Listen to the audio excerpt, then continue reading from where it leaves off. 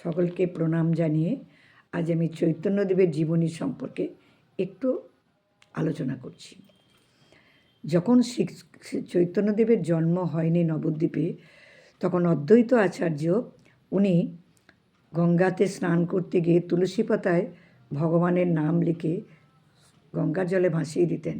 সেই তুলসী পাতা ভাসতে ভাসতে গিয়ে নারীদের ঘাটে, মানে যেখানে চৈতন্যদেবের মা উনি স্নান করতে আসতেন, উনি যখন স্নান করতেন তখন ওনার নাভিকুণ্ডে এসে সেই তুলসী পাতাটা ভেসে লাগতো।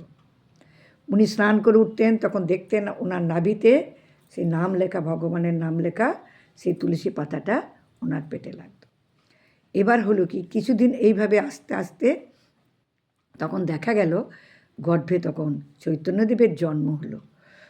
চৈতন্যদেব যখন 9 মাস 10 মাসে প্রসব হলেন, প্রসব হওয়ার পর চৈতন্যদেবের কান্না কিন্তু কোনো ক্রমেই বন্ধ করা যাচ্ছে না। সারাক্ষণ উনি কাঁদছেন, উঙা উঙা স্বরে কেঁদেই যাচ্ছেন। কোনো মেয়েরা এসে কোলে নিলেও কোনো ক্রমেই তাকে চুপ করানো যায় না। মা তো ভাবছেন যে আমার ছেলে কেন এত কাঁদছে, কিসের এত কান্না, ভেবে পাচ্ছেন না। হঠাৎ করে একদিন সবাই মিলে পাড়ার মেয়েরা বেড়াতে এসে বলছে, কিরে তোর বাচ্চা এত কাঁদছে কেন, কিসের কারণে কাঁদছে কেউ কিন্তু বুঝতে পারছে না। এইভাবে 2 দিন 3 দিন যাওয়ার পর অনেক রকম করার পরেও কান্না বন্ধ হচ্ছে না। তখন এক বৃদ্ধা নারী পাড়াতে বেড়াতে এলেন, নিয়ে তিনি বলছেন, কই দেখি তো তোর ছেলে। বাছা, হরি বল হরি বল হরি বল। 3 বার যখন উনি হরি বল হরি বল হরি বল বলেছেন, অমনি মহাপ্রভুর কান্না বন্ধ হয়ে গেছে।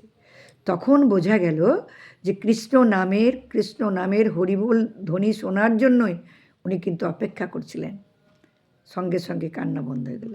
তখন মহাপ্রভুর মা বলছেন, তোমরা রোজ দিন এসে আমার ছেলেকে কৃষ্ণ নাম শোনাবে আর হরিবোল সংকীর্তন দেবে, তাহলে আমার ছেলে ঘুমাবে, আমার খুব আনন্দ হবে।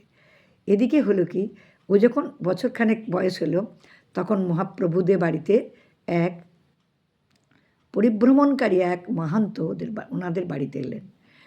তিনি বললেন, তোমাদের বাড়িতে আমি 3 দিন থাকবো, আমাকে থাকতে দেবে মা? বলছে, হ্যাঁ, কেন থাকতে দেব না, থাকতে দেব, আপনি থাকবেন, ওইদিকে রান্না করবেন, খাবেন, সেবা করবেন, থাকুন আমার বাড়িতে। থাকলেন, ওনাকে খাবার দাবারের জোগাড় করে দেয় বিশ্বম্ভর।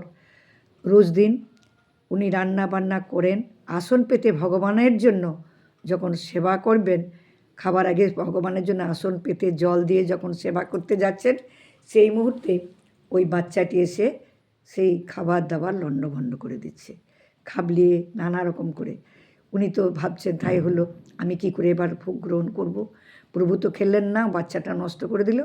সেদিনের খাওয়া গেল। এই করে 2-3 দিন ওনার কিন্তু পেরিয়ে গেল, কিন্তু রান্না করে ভগবানকেও নিবেদন করতে পারছেন না, নিজেও খেতে পারছেন না। এভাবে যখন শুরু হয়, তখন শ্রী চৈতন্যের মা তখন ভাবলেন, সচিমাতা ভাবছেন, এই কি আমার বাড়িতে এ না খেয়ে ব্রাহ্মণ থাকবে, এটা তো মহাপাপ, আমি কি করি, কোনো উপায় পাই না। তখন উনি কী করলেন, বাচ্চাটিকে একটা ঘরের মধ্যে আবদ্ধ করে দিলেন। বললে, আজকে কিছু করতে পারবে না, আমি বাচ্চাটিকে বাড়িতে আবদ্ধ করে দিয়েছি, আপনি রান্না করুন, সেবা করান ভগবানকে, সে নিজেও সেবা করুন, আমাদের অনিষ্ট হচ্ছে। সেদিনে বাচ্চাটিকে আবদ্ধ করার ফলে মহাপ্রভু আর বেরোতে পারলেন না চৈতন্যদেব। তখন কি হচ্ছে, তখন সূক্ষ্মরূপে দরজার ফাঁক দিয়ে উনি ওনার কাছে এসে সেই খাবারের থালায় আবার খাবারটাকে নিবেদন করলো নিজে হাতে। 1.5-2 বছরের বাচ্চা। তখন উনি বললেন, তখন ওনাকে বলছেন, শুনুন, আমি আজকে আপনাকে আমার বিশ্বরূপ দর্শন করাবো, আমার আসল রূপ আপনাকে দেখাবো। এই আসল রূপ শুধু আপনিই দেখতে পাবেন, আমার মা বাবা দেখতে পাবে না। তার কারণ ওনারা এখনও সেই জায়গায় পৌঁছান নাই। জন্মান্তরের তপস্যার ফলে বহু জন্মে আপনি বারবার আমাদের বাড়িতে গেছেন, সেই পুণ্য বলে আজ আমি আমার রূপ দেখাচ্ছি। এই রূপ নবদ্বীপ ধামে আপনি কাউকে বলতে পারবেন না। আপনি গোপনে এই নবদ্বীপে থাকুন, আমার লীলা দর্শন করবেন এবং উপভোগ করে আপনি জীবনে শান্তি পাবেন। আপনি আমার বাবা মাকেও এই কথা বলবেন না। বলার সঙ্গে সঙ্গে উনি অজ্ঞান হয়ে পড়ে গেলেন, আর মহাপ্রভু প্রসাদ গ্রহণ করে উনি চলে গেলেন। তারপরে ওনার যখন চেতন ফিরল, বাড়ির লোকে সচিমাতা এসে দেখলো যে উনি অচেতন হয়ে পড়ে আছেন, কী হয়েছে। উনি কিন্তু প্রকাশ করলেন না। বলছে, ঠিক আছে মা, আমি তোমাদের বাড়িতেই থাকবো, আমি নবদ্বীপে কিছুদিন থাকতে চাই তোমাদের বাড়িতেই, তোমরা আমাকে থাকতে দিও মা। উনি কিন্তু নবদ্বীপ ধামে অনেক দিন ছিলেন এবং চৈতন্যের বিভিন্ন বাল্যলীলা উনি জলকেলি, যমুনার জলে খেলা সব দর্শন করেছিলেন। এই মহাপুরুষের যে বাল্যলীলা দর্শন করে উনি নিজের জীবন ধন্য করেছিলেন। তারপরে যখন উনার পরিপূর্ণতা হলো তখন উনি বাড়ি ফিরে গেলেন, হ্যাঁ, নিজের জায়গায় ফিরে গেলেন। হরে কৃষ্ণ।